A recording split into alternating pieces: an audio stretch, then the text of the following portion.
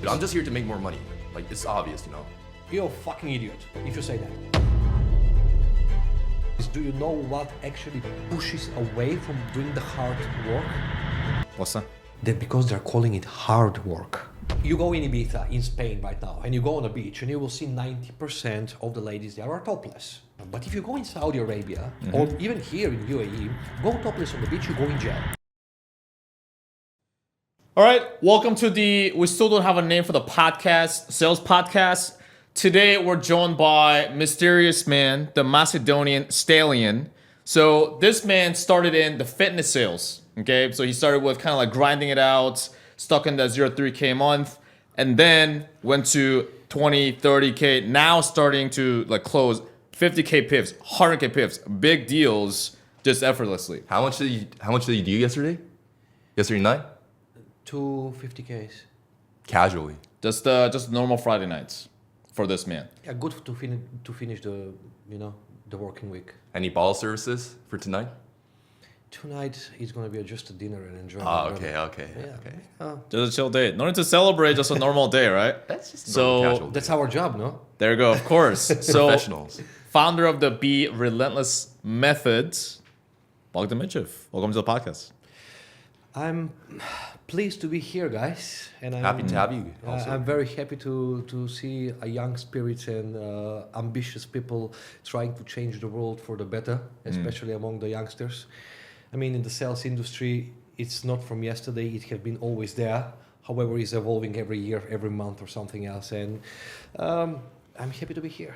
Amazing. Welcome to the podcast, brother. So we already had a chat with Bogdan at an Arabic restaurant, and we were going to sit down for like 1 hour, ended up talking for like 4.5 hours. This man Yeah. is a walking passion, I would say. Oh, yeah. Yeah.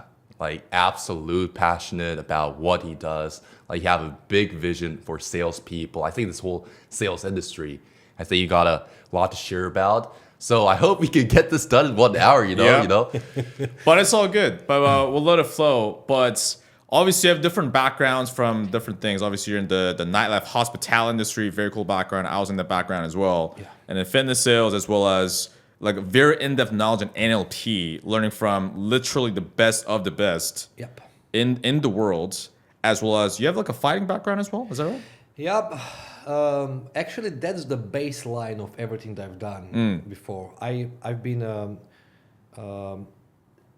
training and actively competing in karate for 20 years. Oh. I was 15 years the captain of national karate team of Macedonia, and literally my whole youth years until my age of 27, I was actively competing, and it's.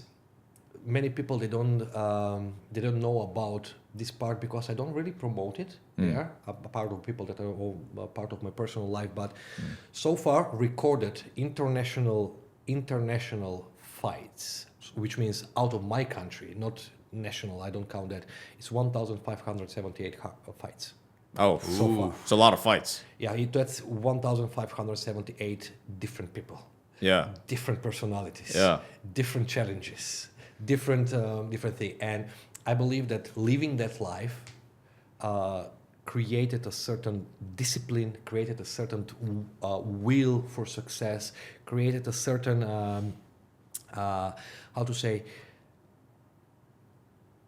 fight in me against the odds, because that happens very often, and yeah, the sports background is what I'm the most proud of, to be honest. I bet. Yeah, but not the professional life and not anything else like that. The sports background is something that keeps me moving forward, evolving, and focus on what's the next step. Yeah.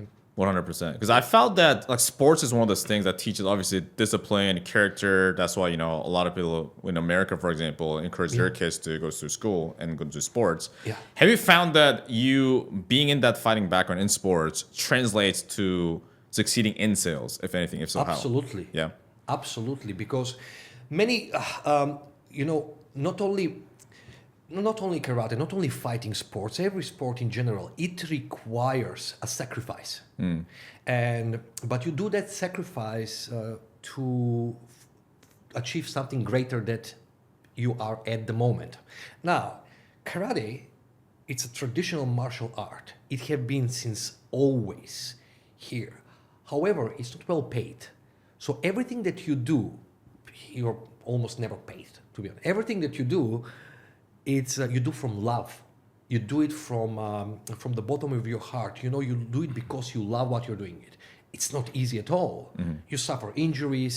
You need to train 3 times a day. You have a training camps that last for 6 months, and you don't even see your family. It's a complete, shaping on you of your personality completely. And then it's easy to translate that in any career. That helped me in everything that I've done previously. Many people ask me like, "Oh man, like, aren't you getting tired? You know, like to be doing this type of things." I don't, because I simply kind of got used to that, and it helps. Like, I would say that everyone that is in any professional, let's say, in any success level in life, they have done something similar. Maybe not fighting, but they've been through a certain stage of life where they had to actually build up that resilience, endurance, will of success, and will for improvement day by day. 100%. Yeah. I think that translates to the Korean culture because we both grew up in Korea, and we were like fighting or anything like that. We were active, but we were locked in a room, and at least for me, I would have to study for 8 hours a day.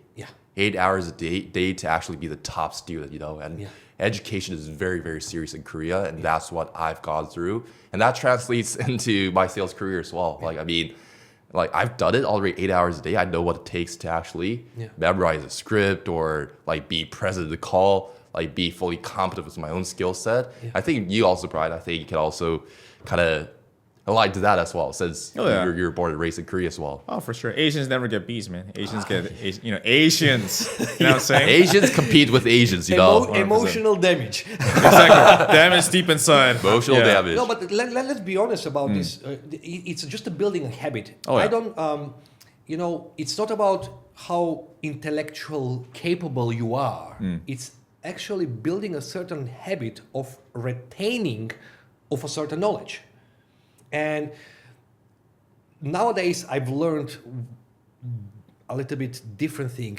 Not everyone learns the same way, right? But still, if they do it for a long enough time, it will going to be done.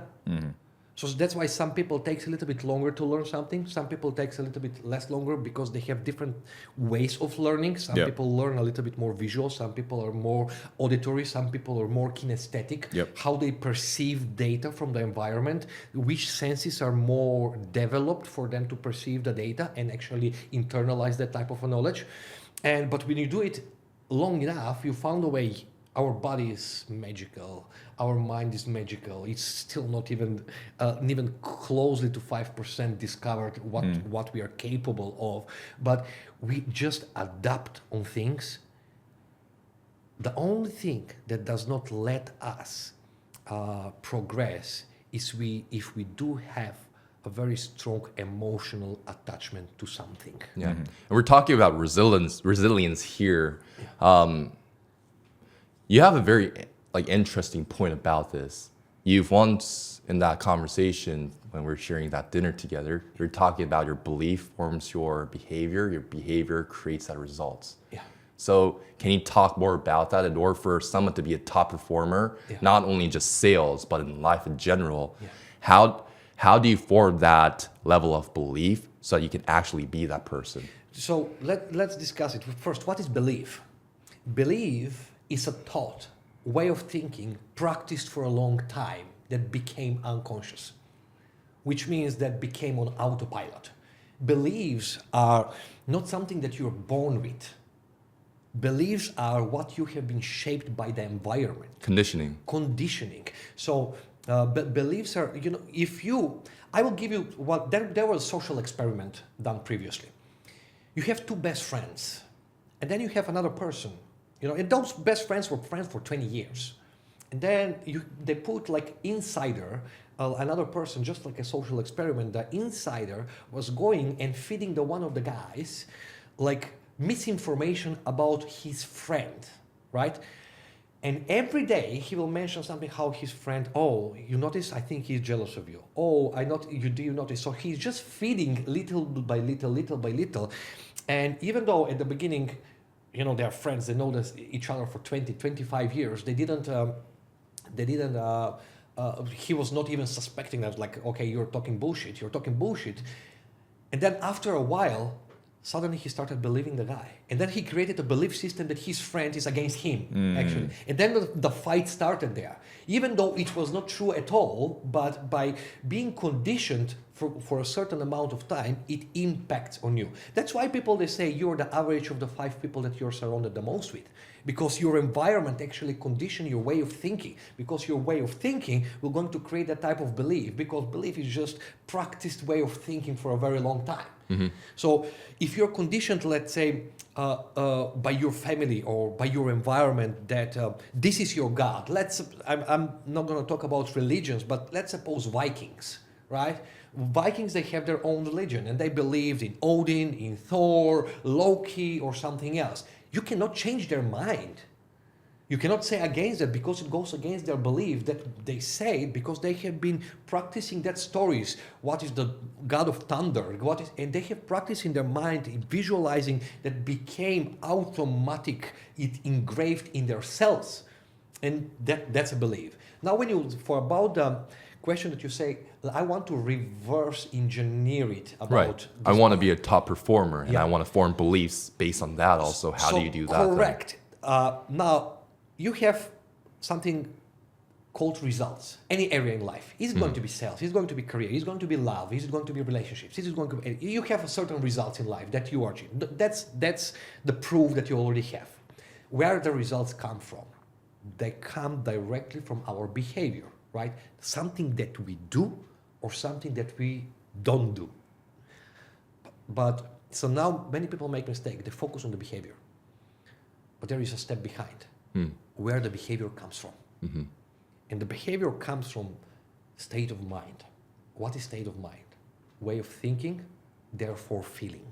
And that comes from conditioning again. Correct. And that comes from your conditioning. Because between that gap, between thinking and feeling, there is something called meaning-making process. So on one event, we can assign, me and you will probably assign different meaning. And when it's a different meaning, we're going to induce inside of us a different emotion. For someone, we're going to be positive. So for someone, we're going to be negative emotion. And that we're going to determine how we're going to behave after that. So that meaning-making process is actually filtering all the data that we have collected. And where that comes from our conditioning. That's the deepest part. Because our filters, which are called deleting, distorting, and generalizing, are based on our past experiences. When we were born, when we were babies, we didn't know anything. We were not conditioned, but the world conditioned us. You were born in Korea and you lived life in Korea, right? If you were born in Africa, in, I don't know, Benin, even with the same parents, and you were surrounded in Benin and going to Benin schools, if you were going to, you will be a completely different person right now in the moment because you would be shaped differently. So you were not born predetermined who you were going to be. You're born pure. Only thing you knew in your life is how to laugh because you're a baby. You enjoy life. You start learning, you're evolving, you start seeing, you start moving your hands, and you cry only when you're hungry. Or maybe when you shit yourself because your ass is burning, you feel a certain physical discomfort. But then all the time you were laughing. And then with time you start learning. And by the age of 7, most of the learnings are very unconscious. You don't even think about it consciously because still the frontal lobe is not developed enough. The consciousness and the rational mind is not developed enough. So you're like a sponge, just absorbing data. Just absorbing information. And by absorbing that type of data, you start creating belief system. And when you start creating belief system, you start practicing it even more. And then it determines your values, and actually you create your personality. Right. Your subconscious is formed within the first 7 years. You don't have to teach a baby how to do stuff because He sees how his parents or how his peers operate, Yeah. and he just absorbs. You don't need to teach him anything or her anything. Absolutely. My niece is 3 years old. She speaks 3 languages. Wow. She can communicate in 3 languages. I mean, it's That's all of us combined. You know- Like all of us combined speak 3 languages. So, because my sister is Macedonian, my brother-in-law is Puerto Rican. They live in USA. So she speaks English like a primary language, but she already speaks and understands Macedonians and also Spanish. Crazy. So it's crazy. It's a 3 years old. Why? Because they absorb the knowledge. It's easy. Unconsciously, it becomes absorption. So if we go back to the point, if you really want to change the results, you need to reverse engineer and to see what is very deep inside of you, in your conditioning, that actually induce a certain emotions that are not serving your purpose anymore. And you remember when I mentioned the meaning-making process between thinking and feeling? Yeah. I want to describe it this way. That is when we start labeling things on wrong and right. So we are in Dubai right now in the moment, right? Yep. Let's suppose you go in Ibiza in Spain right now and you go on a beach and you will see 90% of the ladies there are topless. No one even pays attention to it.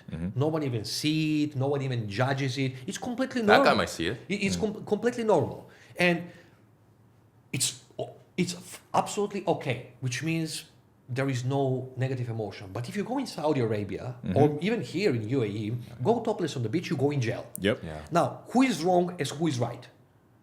There is no wrong, there is no right. It's just a meaning that we assign to a certain event. So the meaning in Ibiza was assigned is absolutely fine, it's completely normal. And the meaning here, it was assigned, this is against our beliefs, this is against our religion, this is against God, this is against the moral that we created, and you need to be punished for that. So you see the difference, how it makes that same event, just in 2 different environments means different. That's what designs our behavior. And how to break out of the conditioning is we have to look at the source first of all, where we first felt that emotion, or where we were first The root conditioned cause. that way. The root cause. The root cause is the way where you need to go. Now, it's a process. It's easier said than done, right? It's a process. You need to be really open to actually dig inside of your past. You need to be really open to face certain emotions that have left certain traumas. You need to be open. Usually people, when they feel discomfort, I call it discomfort or a negative emotion, because it's not comfortable in the body. If it's a fear, maybe you're stress, even if it's anger, you feel not in the stomach. If you're sad, you feel like you're down. All that negative emotion reflects in your body with a certain physical sensation. And because people, I mean, they don't want to feel that way, usually what they're going to do, they will run away from the emotion, which means they will suppress it, or they will going to repress that type of emotion. And when you suppress or repress emotion, that's not cleared. It's still there. Your unconscious mind will going to store it just to protect you at this moment, but after that is piling up, and you need to resolve it. And the only way how to break through certain conditioning is facing those emotions, sitting with them, so you can actually dissolve them, not running away from them. Because many times when I work with my clients and we come to that deeper type of points, they see that emotion was there. In a way, it's a fake emotion. Yeah. And you don't lack discipline. It's just that your belief system Correct. impacted your behavior, and your behavior impacted your level of discipline. Correct. Because the thing is, at least what we've seen in this industry is that mindset is everything, skills is everything, and like objection handling is everything. Like people get in this small bubble. But it's not that. What you're saying right now is your belief creates your level of discipline that absorbs everything that you need to know and train upon, so that you can actually be a top performer in this industry. Because I know you're not only just a mindset guy. Like drink like Fiji. Well, like you're not that type of guy. Yeah. You're more of change your belief system so that you have the level of discipline to actually train harder and take this art way more And fucking preserve seriously. the skill even more. Right. Now, it's funny that you mentioned this because it's become a trend. And I'm like... It's become a trend, like mindset versus like skills, you know. No, it's become a trend because your vibe attracts your tribe. And again, we're coming back to the same. It's your belief system. So people that have experienced that objection handling, it is the best thing to do this. They believe that objection handling is it's their belief and you cannot change their mind. Right? It's their belief system. But people that have experienced that objection preventing is actually working better for them, they have experienced that, they condition themselves with that, and their belief is that objection preventing is there. There is no wrong or right. Mm-hmm. They all both work together. Mindset is everything. Mindset is very broad level, you know, let's say, department that we need to focus on, because even acquiring skills is mindset. Even dealing with emotions is mindset. In my opinion, that all those things needs to work together. And instead of shooting each other online, we can find a way to work together. Dude, if you're great in objection handling, I will send someone that needs help with objection handling to you because you're great in objection handling. I don't need to say, no, that doesn't work. If you're great in objection preventing, I'm going to send someone to you to actually teach them objection preventing and frameworks and follow-up sequences and all that type of stuff. If someone has a problem with, being too stressed out when they need to go on a calls or they get into a slump just because they had like several unsuccessful attempts towards something, you send them to me so we can all work together to make this industry great. There is no fight against each other. But there is a thing. That type of belief creates ego. Yep. And ego. And why they're shooting each other? Do you know why? Because underlying fucking fear. Because they all are afraid, are they going to have enough business in future?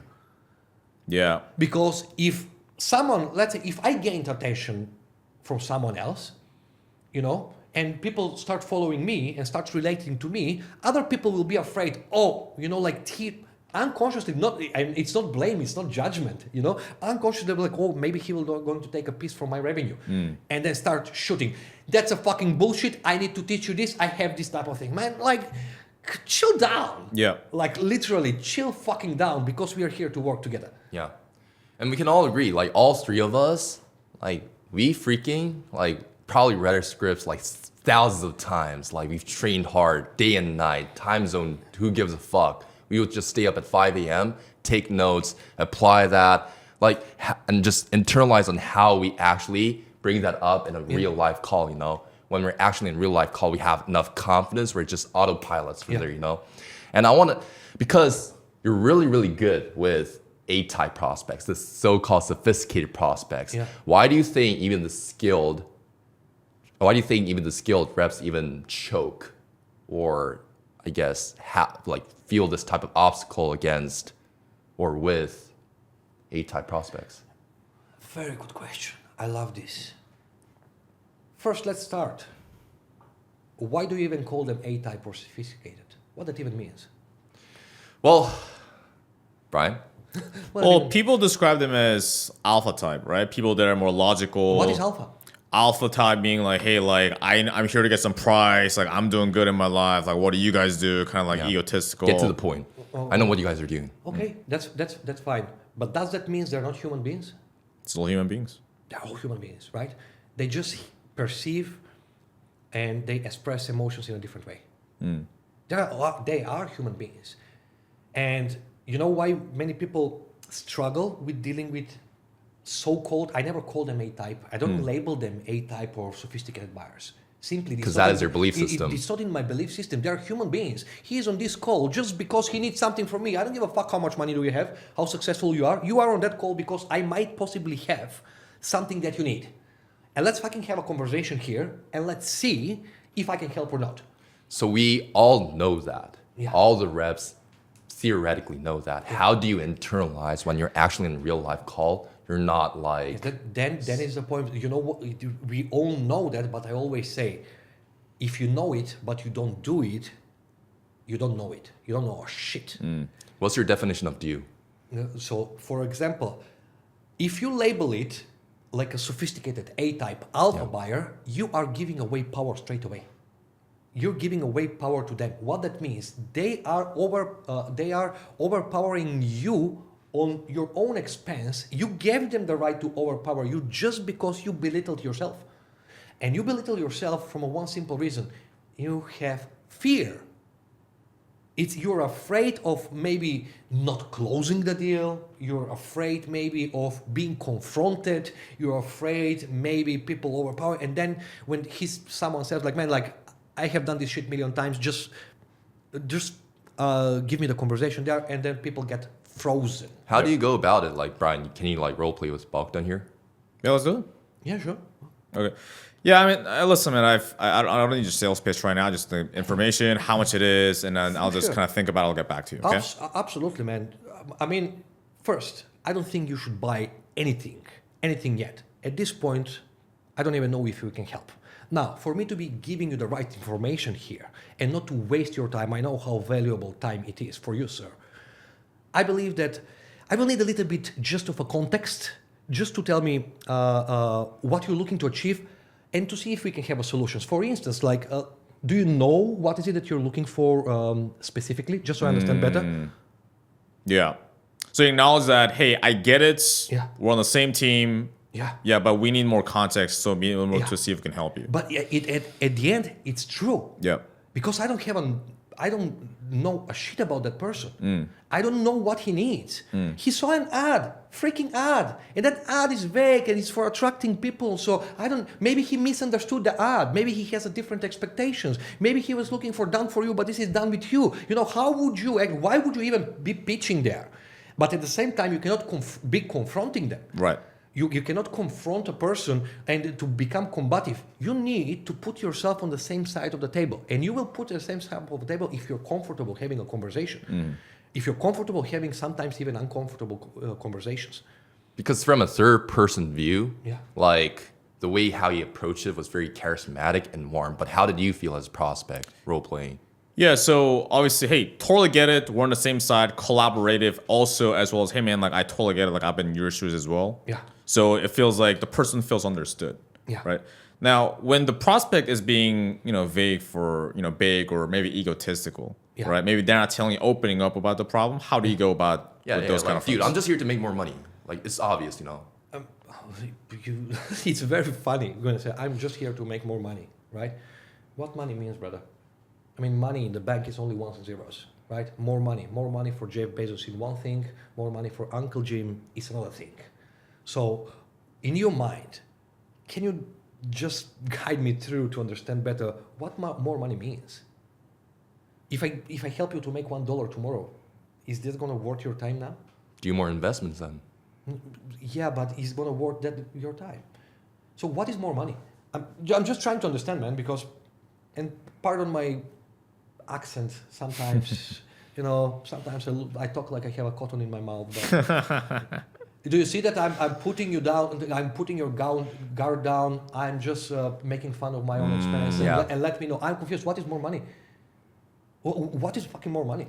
And humor is the best way to build authority and trust, by the way. So I love that. And this is the thing. Many people, if you have a better accent, you will close more. Fuck my life. No, you're a fucking idiot if you say that. You know why? Because I use it in advantage. Yeah. I use it. I make fun on my own expense. And I say like, man, like sometimes I'm talking even with my wife. She doesn't know what I'm talking about. So I apologize if I need to repeat my question because you didn't understand it. Yeah. So I'm KBF. I'm opening a gate to ask the question Yeah. again and again and again. I'm opening a gate so they know, this guy didn't understand me or I didn't understand the question Right. because he has a thick accent. So I ask that if he give me vague answer, I'll be like, I apologize. I know I have a thick accent. What I meant is, Yeah. and I just reframe the question in a way that in a way that I'm gonna get the answer that I want. Yeah. Quick side tangent to that because we all know Marco Cortese. Marco's a of beast. course. Shout out Marco. And when Marco was starting out, he has a similar situation as you, where he's like a thick Italian accent, right? Yeah. He's like, hey, what are you going Well, on? he still right? have it. He still has it. It's improved a little bit, right? Never God love you, fixes it. Marco. But in the beginning, he saw it as a kind of like a disadvantage, and a lot of salespeople do when they have an accent or something like that. But he started using an advantage because what he started doing is just like an 8 Mile movie. Yeah. You know how in that movie, Eminem, in the first rap battle, they go in and the other person just disses them. He's like, you're white, da, da, da. He has nothing to say now. Yeah. And the next one, he went on the stage and he's like, yes, I am white. I live in a trailer park with my mom. So what? But you're this. And now the person has nothing to say. Yeah. So Marco was saying like, hey, just so you know, I have like a very thick accent. You know, and then now you're using an advantage to now let people's guard down, and then they kind of laugh about it. So the disadvantage becomes an advantage. And you Just make like what you you're make doing. you make fun of your own face, by the way. Oh yeah, like how I do it is, and the shout out to Matt Ryder from Sales Sniper. What Matt gave me was because my face is like deadpan like this usually. So what I found was that prospects shut down because I look disinterested, even though I'm not disinterested. Yeah. So Matt was like, well, why not just say something like, so just so you know, I have a severe case of KBF. And they're like, what's KBF? Korean bitch face. So if I look pissed off, it's not a you thing, it's a me thing. My Korean mom would throw slippers at me, so I just developed a no look, just so you know. They're like, only Matt can come Yeah. up with that idea. I mean, Yeah. look, you mentioned Marco. Marco is a big piece of my learning stage and big piece of my sales success because I have modeled that part with him. When I started investing in advanced sales trainings, Marco was the one that actually gave me extra hand to help me with this type of thing, just because he kind of resonated with me. And I'm very thankful for you, Marco. I want to see you one day in person. But at the end of the day, again, we're going to come back. When you make a fun on yourself, do you feel bad or afraid or angry? No. So you put yourself consistently in a positive state of mind, which means you're reflecting that positive state of mind. And the prospect itself, okay, cool, fine. There is no pushy attachment or something else. I can make a fun of myself. And no matter how labeled A-type personality will be, sooner or later, they crack. I'm not saying crack in a bad way. Sooner or later, they come onto level and you have the conversation. And that's the whole point. You need to get a person to have a normal human being conversation here. But what's going to be a point if that type of personality, just give me the price and get to the point, and you say, okay, let me tell you what we do, sir, and you start pointing out, and it's like, oh, this is not what I need. Bye, thank you. yeah, You wasted your time. You wasted his time yep. or hers. Right. And now they're stuck with the same problems and then no one's really helped, right? So let's go into that because what we found is that some salespeople, if they have someone like that on a call, then they're kind of afraid of challenging that person or taking lead and still keeping control of the conversation. Yeah. So why does that happen where the sales rep kind of chokes on challenging that person and being a leader? Yeah. And how should they fix it? Because they're being nice and they're not being kind. There's a big difference between nice and being kind. Right. Nice is that when you don't want to do something just because you believe that might insult them or piss them off or something else, so you're just gonna shut up. And that's the background of being too nice is a fear of losing something. You know, even in a relationship, when you say the nice guy syndrome is the guy that is always doing something and he is afraid to to speak with his girlfriend and actually put a boundaries there, and usually they get left off, right? No strong and mature lady would like the nice guy syndrome there just because they don't see leadership in the relationship. It's the same in sales. You're being too nice. Now take this the difference between nice and being kind. I will say, I always want to say this. For example, and this I heard this. I think it was from Rode. Yeah. Shout out Rode. Rode. So. He explained it in a very good way, and this analogy stuck to me. He was like, let's suppose I come to your house and I sit to have a dinner with you and with your friends and with your family out there, and my breath is off. If you're nice, you will shut up, you're not going to say anything, and you're going to let me embarrass myself in front of everyone with a stinky breath. If you're kind, pull me back on the side and it's like, hey dude, here is a mint. I have an extra toothbrush. I think your breath is a little bit off. What that means, you gave me a choice for me to solve my own problem. You gave me a choice. If I'm going to take that advice and solve my problem, it's okay. If not, it's on me. But if you were nice to me, you didn't give me any type of service. You actually made a fool out of me in front of your family for everyone to talk about this guy. He probably haven't brushed his fucking teeth for the last 5 days. Yeah. So you by being nice, you're not really my friend. But just by being nice. If you have a person that you really love, you have a brother, sister, cousin, best friend. Imagine that person is doing a certain,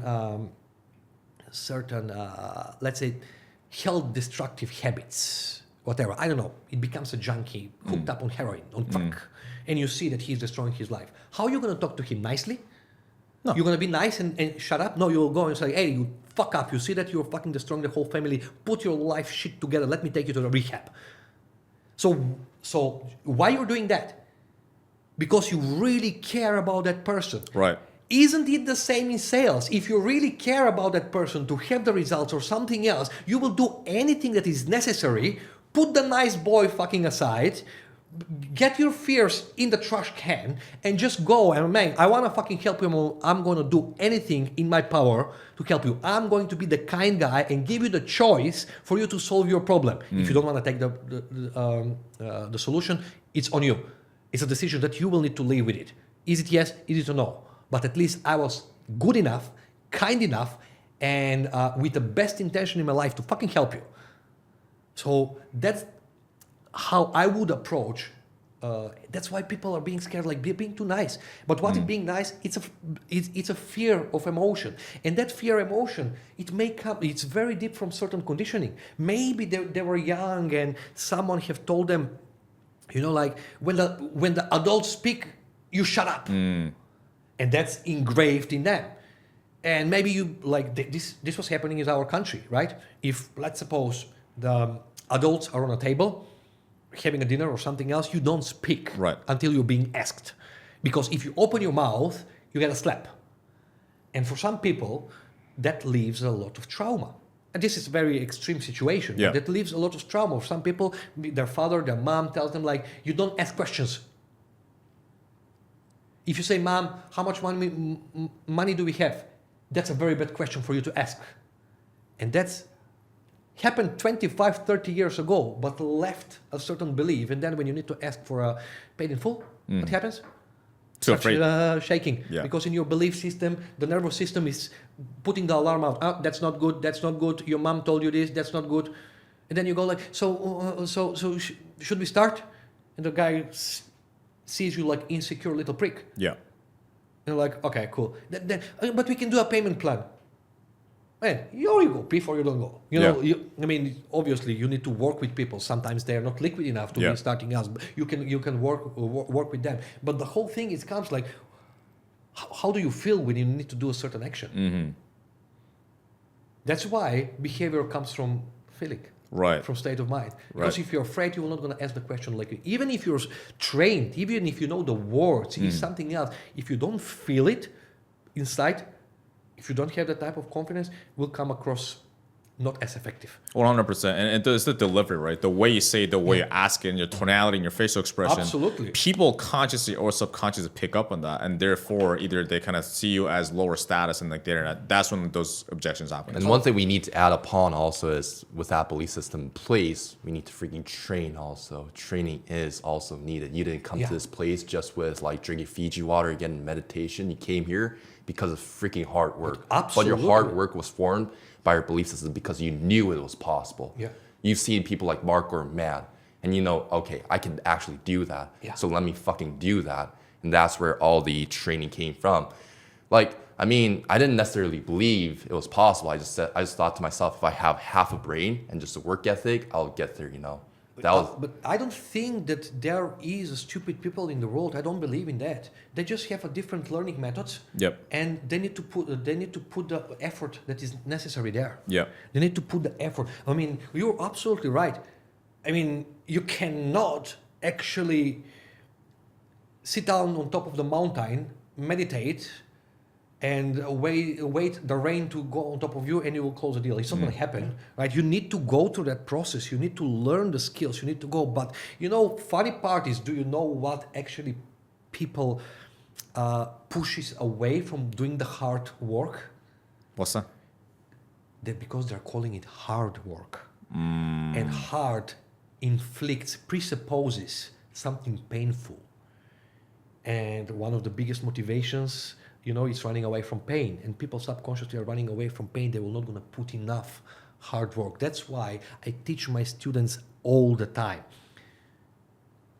Why call it hard? Why don't call it working the right way with the right effort? And the mind sounds completely different. The right way with the right effort. So you translate it however you want. What is the right effort? Yep. And then you're not going to say, I was working so hard. Or we are conditioned, work hard, study hard, love hard. Why love hard? Why not love joyfully? Why not study peacefully? Why hard? I mean, this makes total sense because, again, you and me, Brian, also, it's for me, I was told to memorize my script. People, I don't know why, but people are so against memorizing scripts or anything, have a framework in place. But for me, I was the best way for me to learn things is just memorize it. I was reading that script 500 times when I first got it. It was eye-opening for me. How do I internalize it? How do I make sure I execute it perfectly in the call and just internalize it? Yeah. When someone says me something, I need to make sure I come up with an answer in 0.01 second in my mind. So what I did was repeat it. And it was just effortless for me. I just wanted to just be better. That's it. Just wanted to be better. And for example, objection handling also. It's you have to have them come up with their own answer. But give me the how though. I'll just you're not giving me the how. Yeah. Give me a certain word track. I'll just memorize it and just figure it out also. Yeah. So I'll if I've been given, and this not, again, I don't know why this is so unconventional, but if I was given a word track from someone, or if someone demonstrated the perfect word track, let's say Marco did a perfect role play, I'll just transcribe all of that, just in my bathroom, put it down there, and just freaking just memorize it. In my shower, I just role play that also. I've been doing that when I started first in sales. Every morning, when I will going to wake up, I will get the script, the stage of the script or something else is going to be down. I will sit in front of the mirror in the bathroom and I will practice, record myself million times until I find the way how to sound the best.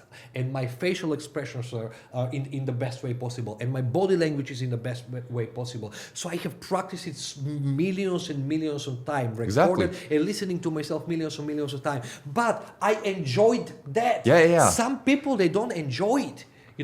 I said this, we were talking at the beginning, how some people can work 15, 16 hours and they don't get tired and there is no burnout in their life. First, I don't believe in a burnout. Just because burnout is mental, it's not physical.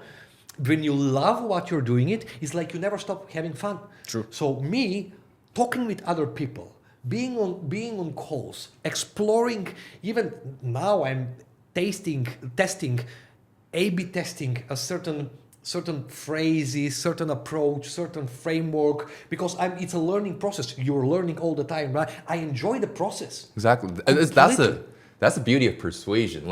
I'm not looking at this just closing to make more money. It's a journey to persuasion at the end of the day. In order for me to be the best persuader, that's not about putting pros in place or objection. I want to learn everything. Yeah. I want to be the best at everything. It's an MMA sport to me. It's not just boxing and just being at just pre-handling, pre-qualifying. Or I want to do that. I want to be fucking good at it. Pre-handling, I want to be fucking good at that. Objection handling, who's the best objection handler? I want to be fucking good at that. Model that. Yeah, absolutely. But now what I notice, and this is a little bit concerning, and this is a little bit concerning in the industry, because of trends. People trying to teach something that they have never done because they have been maybe read a book or something else. Let me give you an analogy. Personal trainings, let's say fitness trainings, have been always a thing, right? Yep. So you very, very long time. And usually people, it was in trend to, lift weights, do cardio, good combination, plyometrics, all that type of stuff. And then it became trend, boxing and kickboxing, all that stuff. And you have a personal trainer that never done a fucking boxing in his life, never throw a hook in his life or an uppercut. And they go for a small seminar course there for 5 days, they get certified, and then you see them in the gym, they're holding putts to the guys. And then when I see it, because that's my background, when I see them, I feel scared. Why? Because the trainer, even though with the best intention, he doesn't know how to help the person. Yep. Because you can see that they will dislocate their shoulder, they will dislocate their hips. Yeah, short term, they may burn a little bit more calories on that training. Long term, that person will going to finish with fucked rotator cuff, with I don't know, discus hernia, just because the base of those movements are not mastered by the coach. They're not mastered. So if you're great in plyometrics, stick to it and start learning on your own thing about boxing. Take experience, start training, start sparring, start until you get and then start coaching. Not because you read a book, not because it's a trend. Because if you try to that, you will damage other people. It's the same like, I don't know, like if I now want to teach people how to fly an airplane because I have a passion for it, because it's a trend. And I start reading and watching YouTube videos and I go on a small seminar how to airplane. How can I teach someone else that? I never fly an airplane in my life. Just because of that. So people need to put their own boundaries a little bit more so they don't damage their prospects. Right. They don't damage their clients at the same time. If you're great in objection handling, dude, and I'm great in something else, I will come to you for objection handling. You come to me for this. Let me teach you, in this type of path. Let's have that experience together. And you're the guy when it comes to, again, selling like 6-figure deals, I mean, effortlessly, multiple 6-figure deals, as you said, like casually, and at dinner time. Like, how much did Bogdan make when we were in dinner together or lunch together? Oh, just 100K just flying in. 11 minutes ago, it was just 100K. That's cool. Yeah, and she was showing this email. I was like, and today you made 250K in generated revenue, also cash collected. Was it cash collected or cash collected? So, I mean, this is a tactical question, by the way. And how did you find that offer? I think a lot of people would be like curious about that. Yeah. And what skills, what belief, what traits do you need to actually have to get those type of opportunities and actually not only just get those opportunities, but retain, to actually fucking perform? Yeah. So this is the thing. I get asked this question very times. How to find that type of offer, how to actually get on that type of offer. Fortunately for myself, I have never been actively looking for an offers, but completely opposite have been done. How so? I have this belief. By nature, I'm a very loyal person. And second, by nature, I am going outside, I work outside of the box all the time. Like I give more than is expected from me. So when I started in sales, that's what I was doing on my first offer, on my second offer. I stick to the company, no matter how tough it is with leads, no matter how tough it is with marketing or something else. I stick with the company, believe the company, and support the company in the best way possible. I don't complain if the leads are bad. I start doing my outbound. So I do more that is expected from me. I start prospecting, more cold calls or something else. What is that? You are building reputation in someone else's mind. In that case, your sales manager, your the owner of the offer that you're selling for or something else, and they spread the word. Simply, they spread the word because there will be one day I was like, maybe I will need to move away from that offer. They recommend you to the people that are looking for that type of people. They recommend you. Just like, hey man, there was one guy that was working for me. I'm changing the offer. I think he deserves something better. Have a conversation with him. He's like this. He's like this. He's like this. So you have a work ethic. You go an extra mile all the time. You stay loyal to the company, to the cause. You're not only focused on your own pocket. You're not only focused on your own comms. Let's see how you can actually help the person. And the crucial thing it is. This is my belief. If you are selling for that offer, you're part owner of the offer as well. Think about it. If someone gives you 10% of their fucking revenue that you're making, doesn't that make you a part owner? 10% of shareholder? Just you're in a better position. You don't pay for leads. You don't pay for overheads. So you have 10% of equity. So thinking that way, you're part owner of that offer as well. So when you think that way, are you going to give more or are you going to give less? But the selfishness in people, they want to focus on them and everything to be served on a silver platter makes them lose money. Yeah.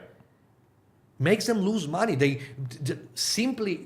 fucking don't want to fucking put the work in. The shiny syndrome. The grass is greener over there or something else. Yeah, there is better offers. There are worse offers. There is bad owners, bad accounts. There is. We cannot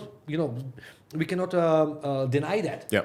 But at the end of the day, it's what is your reputation wherever you have been, how you have been behaving. Because if I have been working with you, Brian, and you've been the top performer on my team, but you sucked for the team. You're not a team worker. You mind your own interest. That's what I'm going to say to June. When he said, do you have any good sales rep? I was like, yeah, I have. Brian is there. He was top performing in selling, but man, he is very toxic for the whole environment. That's why we fired him. He's like, okay, I don't give a fuck about that because I have 10 other sales reps that they need to add to. I'm not going to destroy the whole team because of one Cristiano Ronaldo wannabe. Yeah.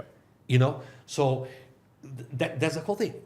Do everything, stay in a good relationship, be loyal to the cause of the company. Yeah. And they spread the word. Yeah. And this is what I learned from my previous career in hospitality because I was always doing more than I was expected for. Yeah. So when I was a waiter, I was already doing the job for the supervisor. I didn't ask for more money. Right. And then when the time comes to be promoted, I got promoted straight away. Yeah. I was the first on the list. When I was a floor supervisor, I was doing the job of a floor manager. And then I straight away got promoted because there was no one else. Yeah. I didn't ask anything in return. When I was a floor manager, I was doing for operations manager the job. They didn't ask anything, but I got promoted straight away. There was no competition with me because I was already doing it. I knew how to do it, and I didn't ask for anything. And that's how I grew. And that's what happens also on the accounts. Do more than what is expected of you, and let's see how people will start coming to you with the time. Yeah. They will start. Okay, man, I want you. I spoke with Brian. He told me do this and this. Let's have a conversation. And when you jump on that interview. Then you're the one who is interviewing the owner, not them you.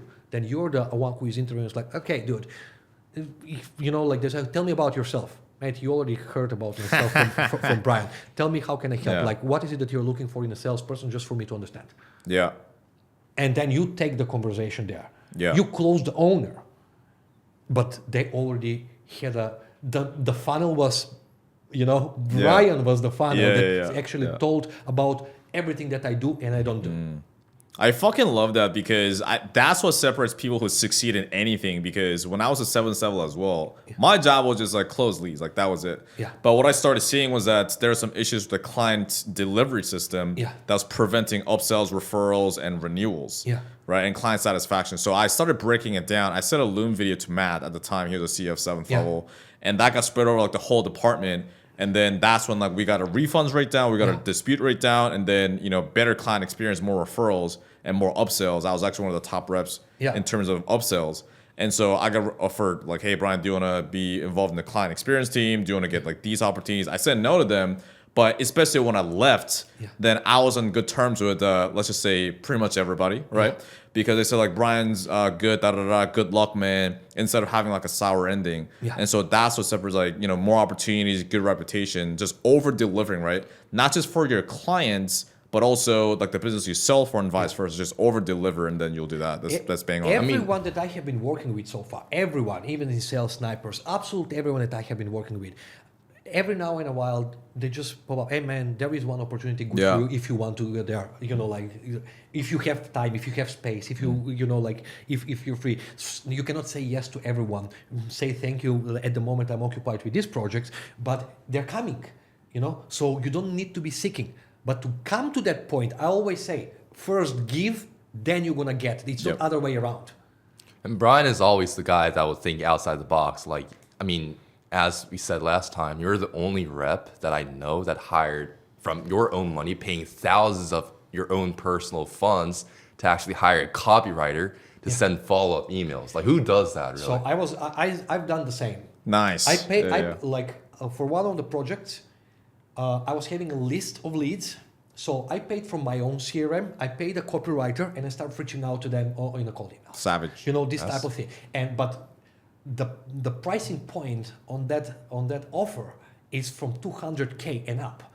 So one deal for me, it's 20K of comms. I can pay the copywriter. I can pay all of that type of thing. So I do it on my own expense. The business owner, they don't even know. They don't care. They give you leads. Deal with it. If you make money, you make money. Boom, cuck. So I wish we could talk more about this, but we're supposed to wrap it up. Kicking us I know out. I know you have a certain vision and a certain goal within the sales industry and the certain impact that you want to create. Yeah. Tell us more about that. My goal it is just to make people enjoy more what they're doing. And how are you planning to deliver that? And how are you actually delivering that? Like I heard that you have a coaching program also. I do have a coaching program, and that's strictly one-on-one. Why I say that? Because that one-on-one coaching is not sales skill related. It's actually performance related. And to come to performance related is what we speak this whole podcast. Is come back to that conditioning. Figure it out. What are the root causes that are actually our obstacles for progress? Reprogram the mind.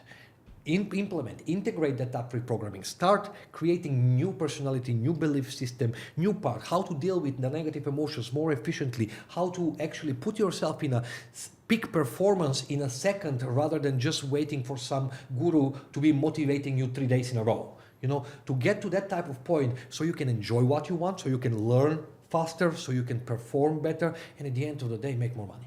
Okay. How do people find you? Facebook or Instagram. What's your Instagram handle? Micov Bogdan. All right. There we go. So, Pleasure to have you. Pleasure to have you. Pleasure Yeah. is mine. I hope we can find more time to speak on this topic because it's not touched enough.